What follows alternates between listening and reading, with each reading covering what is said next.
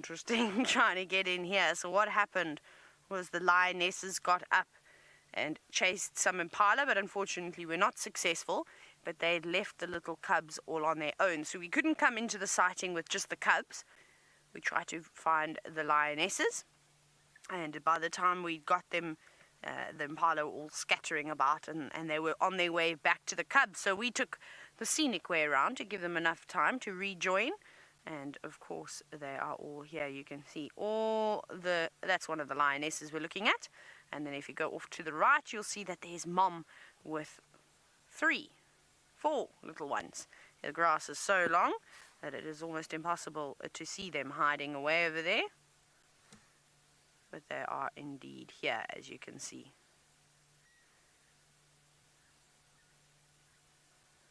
The 2 older ones look like they're more awake. And the youngsters obviously missed Mom for the whole 5 minutes that they were gone, and decided to tuck in to, well, the greatest thing that they know. And that, of course, is milk. And they need to eat. Not eat, they need to drink lots and lots of it. I was just listening, there's another car still just in the distance. Now, I do want to update the sighting when I can get a moment. Let's see if I can do that now. Just so that there are other people on a standby. So we're not going to be able to stay here for very long, because unfortunately with a sighting like this is light sensitive. And as you know, at this time of the year, unfortunately, there isn't much light, and there's still 2 more vehicles that need to come into the sighting. So while it is just a 1-vehicle sighting, we just need to make sure that we are courteous and we rotate the sighting quick enough so that everybody gets a chance to have a look at them. But we'll see, hopefully we get them playing, even if it is just for 5 minutes. It would be nice if those little ones will finish up with their drink and then put on a show, which would be really cool, wouldn't it? I'm still just waiting for a gap. No gap, so we shall turn the radio off. Come on, little ones, wake up. Maybe the 2 older cubs. When I say 2 older cubs, they're not much older. They're only 2 months older than their siblings, but they're much bigger. They've grown very, very quickly, those 2. It's just amazing how quickly they get. I can't wait to see the Nkuhuma Pride again, so that I can see how big the little, well, they were once little. I suspect that they are probably 4 or 5 times the size of the oldest cubs now, and looking more and more like adults. And I wonder if any of the young boys that are in that pride have started to get their hairy chests.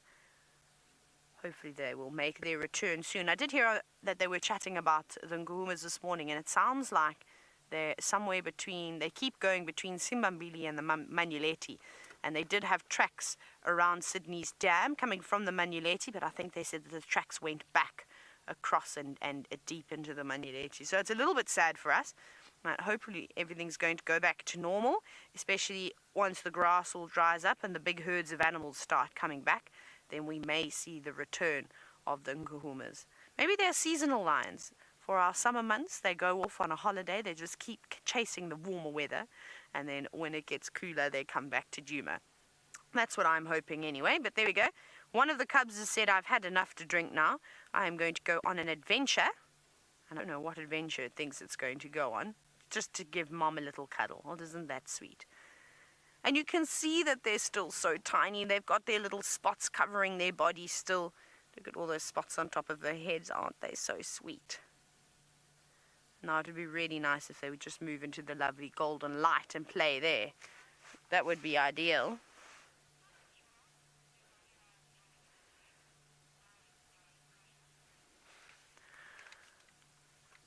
Alice, please, may I have that name again?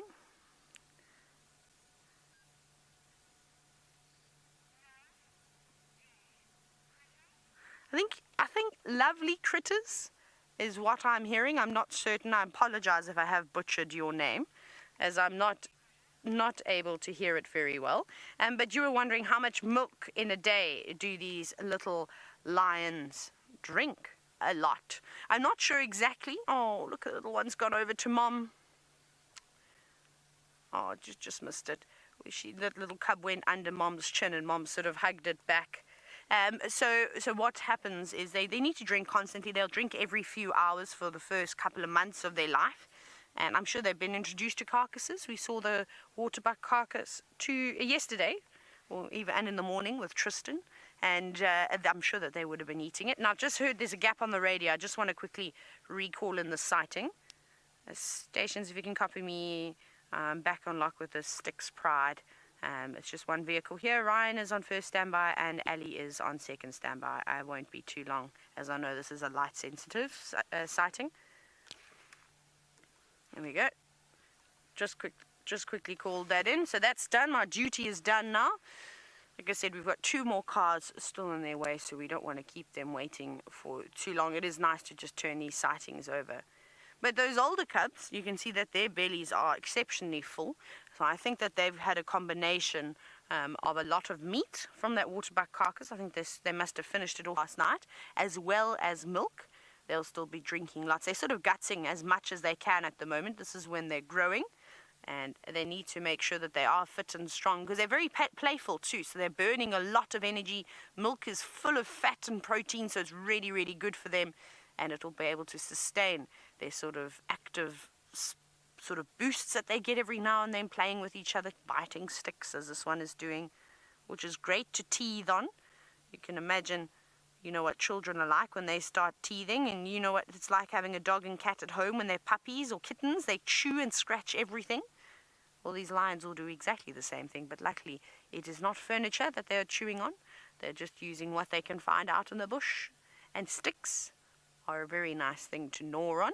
Trees make for great scratching posts, and that's one of my favorite things to see a lion do, is to stretch up vertically and claw the trees, which is really quite nice.